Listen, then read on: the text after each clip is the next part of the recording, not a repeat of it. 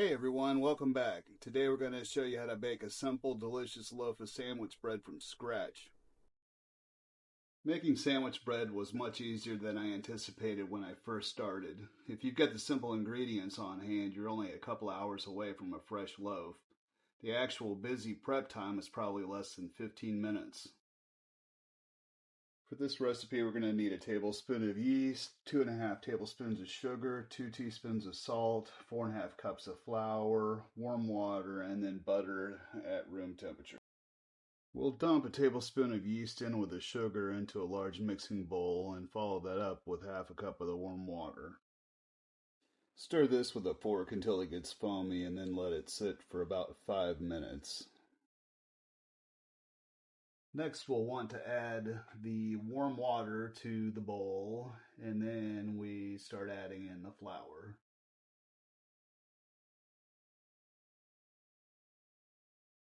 Add the salt and the butter.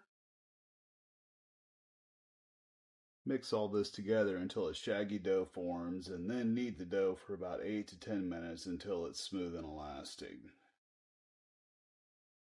Add a light coat of oil to a clean large mixing bowl and add the dough.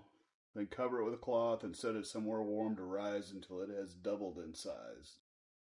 This should take about an hour. Dust a clean surface with a light coating of flour and roll the dough out in the shape of a rectangle. Start rolling the shorter side towards the other short side of the rectangle in tight rolls like in the video. Pinch the ends and lay the seam side down in the oiled loaf pan. Cover the loaf pan and let it rise again until it looks like the loaf pan almost can't contain it. Then brush the top of the loaf with melted butter and put it into a 400-degree oven for 35 minutes. And it should come out looking like this.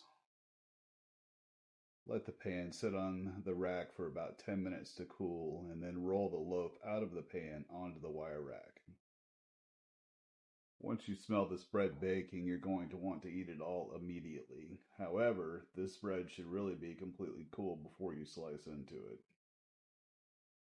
Once the loaf has cooled completely, it's time to slice it.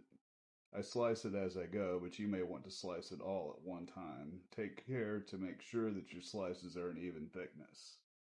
And there you have it. Beautiful homemade loaf of bread. Perfect for sandwiches, toast, or just enjoying with some butter. I will put the recipe in the comments, and until next time, happy baking.